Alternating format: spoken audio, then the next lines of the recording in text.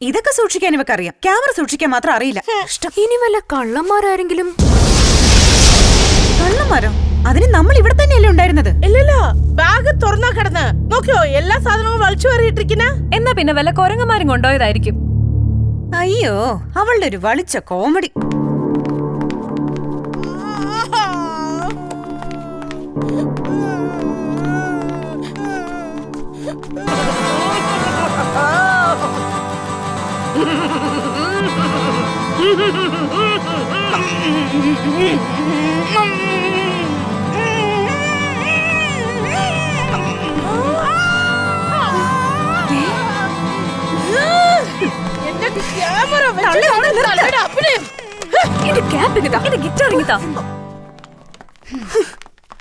അയ്യോ, എന്റെ ജാക്കറ്റ്.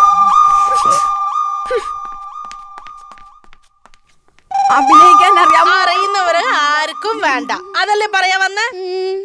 നിന്നെ ഞങ്ങൾക്കും വേണ്ട. തല്ലേ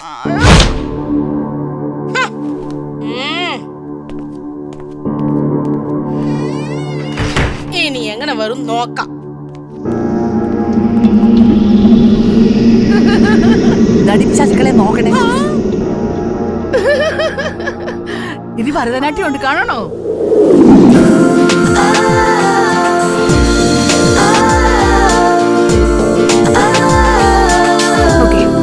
ക്യാമറ ഇവിടെ വെക്കാം. ആ ജീപ്പ് ഇവിടെ വന്ന് സ്റ്റോപ്പ് ചെയ്യും. ഓക്കെ. കഷ്ടം, ഒരു ജീപ്പ് സ്റ്റാർട്ട് ചെയ്യാൻ പോലും അറിയില്ല അല്ലേ? ഞാൻ അപ്പോഴേ പറഞ്ഞതല്ലേ എനിക്ക് ഡ്രൈവിംഗ് ഒന്നും അറിയില്ലെന്ന്. എടി, നിന്നോട് ആകാശത്തേക്ക് റോക്കറ്റ് പറത്താനൊന്നും അല്ല പറഞ്ഞത്. എന്നാലും എനിക്കൊരു ടെൻഷൻ. ഒന്നും പേടിക്കണ്ട, നീ കൂളായിട്ട് വണ്ടി എടുക്ക്. ദേ, ഞാൻ പറഞ്ഞതെല്ലാം ഓർമ്മയുണ്ടല്ലോ. ആ ദേ, ഇതാ ബ്രേക്ക്, അത് മാത്രം നീ മറക്കണ്ട. Okay okay okay. പ്രിയ, നിന്റെ ക്യാരക്ടർ മേളിനാ. കക്ഷി ഭയങ്കര ബോൾഡാ, അതുപോലെ സോഫ്റ്റും. നീ അവിടെ നടന്നു വരണം. ആ ജീപ്പ് ഇവിടുന്ന് വരും, നീ കൈ കാണിച്ചു നിർത്തണം. സൗന്ദര്യ, നീ ക്യാമറ ഫോക്കസ് ചെയ്തോ? ഫോക്കസ് ചെയ്തോണ്ടേ ഇരിക്കാ.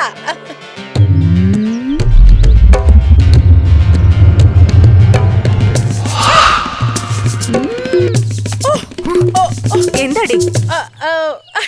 ഒന്നുമില്ല, നല്ല ഫ്രെയിം കിട്ടിയതിന്റെ സന്തോഷത്തില് നെട്ടിപ്പോയതാ. കൂടുതൽ ഞെട്ടണ്ട, ഫ്രെയിം അവളുടെ തൊടയിലല്ല, ദേ അവിടെയാ. ഓ, പെട്ടെന്ന് ഫ്രെയിം മാറ്റിയോ? Start camera, running, action.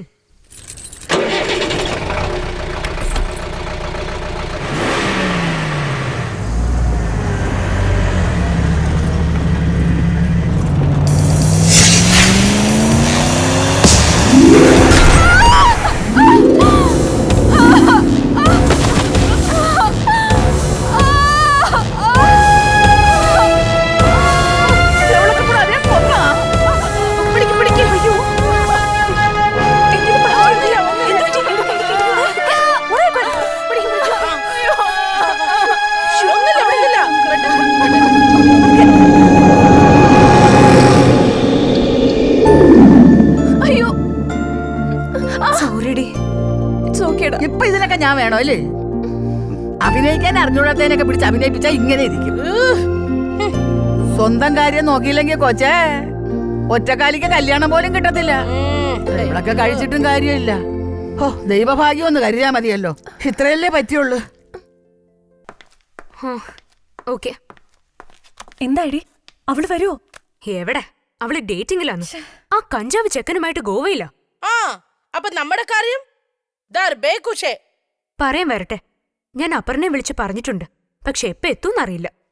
എടി ദിവ്യ, നിനക്ക് പറ്റൂടി? അയ്യോ, എന്നെ വിട്ടേക്ക്. തങ്കക്കട്ടി ഞാൻ ഒരുത്തി ഇവിടെ ഇരിക്കുമ്പോ കാക്കപ്പൊന്നിന് വേണ്ടി അലയുന്നു.